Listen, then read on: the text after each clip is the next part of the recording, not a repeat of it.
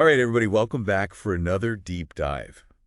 Today, we're taking a trip all the way to India Oh, yeah. for a look at this new movie called Love, Sitara. Love Star. Love, Sitara, that is correct. Yeah. Which looks very interesting just from the trailer and from the synopsis, and we have a review here that we're going to be going through Yes. to sort of guide us through this journey of cinema and emotion and Absolutely. all that kind of I'm stuff. excited to talk about it Yeah, me too. because from what I've seen, it seems like a really fascinating movie. It does, yeah. So the basic premise here is that we have a young woman named Sitara, and she's living in, well, actually, she kind of splits her time between Mumbai Yeah, that's a good point. It's important to mention that. and Kerala. Yes. And we have Sobhita Dhulipala and Rajeev Siddhartha as the stars, Right. directed by Vandana Kataria. Mm-hmm. And this came out on ZE5, Right. September 27, 2024. So very recent movie. And it deals with, like you were saying, societal expectations. Right. Yeah. Family dynamics, modern relationships, all those complex themes. Yeah, it looks like, sort of navigating the waters of Yay. what your family expects of you. Exactly. What you maybe expect of yourself, what society expects of you, and Especially for how all of those things, a young woman. yeah, how all those things sometimes come into conflict with each other, and Right. how do you navigate that? Yeah, and I think that's something that a lot of people can probably relate to, I think so too. Yeah, no matter what background you come from. regardless of where you are in the world. Exactly. So right off the bat, this review Yeah. is praising the emotional depth Yes. of this film. And the performances as well. Yes, we'll get to that. Okay. But what is it about the way that this film portrays those kinds of things that makes it so emotionally impactful? Well, I think one thing that the review really highlights is the pacing of the film. It describes it as a slow burn. Okay, yeah, I was going to ask you about that Yeah. because I noticed that too, that they said it's a very deliberate pace. Yeah. And that some viewers might even perceive it as slow. Right. And I think that's the thing with slow burn, right? Yeah. It's a matter of taste for some people. Totally. But in this case, the reviewer argues that it really serves the story. Okay. That it allows for these really like powerful moments to land. Because you've had time Exactly. to sit with everything that's led up to it. Yeah, you've had time to get to know the characters, Right. to understand their motivations. And Right. so when something big happens, Right. it really hits you. Oh, I see what you're saying. Yeah. So it's kind of like it's building up. It's building tension. Yeah. It's building emotion. It's building anticipation. Exactly. And Yeah. it leads to a really powerful conclusion, according to the reviewer. Oh, okay. So they feel like Yeah. the payoff is there. The payoff is there. It's worth it Yeah. to stick with it and go on that journey. Yeah. I mean, I think we've all seen movies or TV shows or absolutely. books even that use that kind of slow burn technique. Yeah, Some do it better than others. of course. What are some other examples that you've seen where that's been? Well, I mean, I think a classic example is something like The Godfather. Okay. Yeah. Right. It's a long movie. Yeah. But it's so meticulously crafted. Oh. And every scene, every moment has weight to it. Right. And by the end, you're completely engrossed in that world. Right. I think even in like some more modern television shows like Breaking Bad, Yeah. they use that slow burn to great effect. Yeah. Like you're hooked, but you don't know why you're hooked until Okay. like 10 episodes later and you're like, oh, okay, I get it now. Yeah. And that's the beauty of it. Yeah. It sneaks up on you. Yeah. Do you like that kind of pacing? I do. I appreciate it when it's done well. Yeah. Because I think it allows for a different kind of storytelling. It's not always about the fast-paced action. It's about the nuances, the quiet moments. Yeah. How about you? What about you, listener? Are you a fan of the slow burn, or do you prefer things to be a little bit more fast-paced? Yeah. Let us know. Let us know down in the comments. Yeah.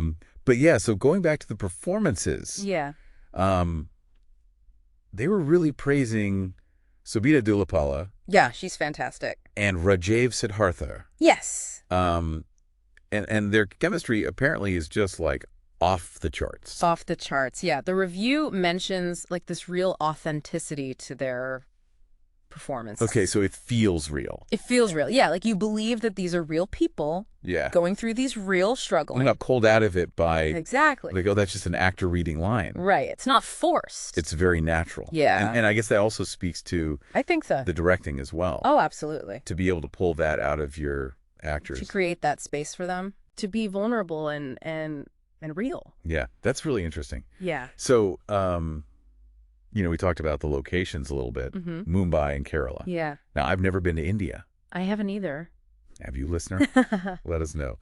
But I'm just curious from what you know about these places. Okay. How do you think they contribute to the film? The themes or the... Yeah, I think it's really interesting because there's such distinct locations. Yeah, Mumbai is like a huge bustling city. Yeah, it's like the epitome of urban life in India. Yeah. It's fast-paced, it's energetic. Right. It's full of opportunity, but also full of challenges. Yeah, like a sensory overload kind of. Absolutely. Yeah. And then you have Kerala, which is known for its natural beauty. Yeah. It's much more laid back. Right. It's tranquil. It has these beautiful backwaters and beaches. Okay, yeah. So a stark contrast. Exactly. And I think the film uses that contrast to really emphasize Sitara's internal conflict. Oh, that's interesting. So Mumbai represents like the external pressures, the societal expectations, the kind of like the rat race. Right, the hustle and bustle, yeah. Exactly. And then Kerala offers this kind of escape.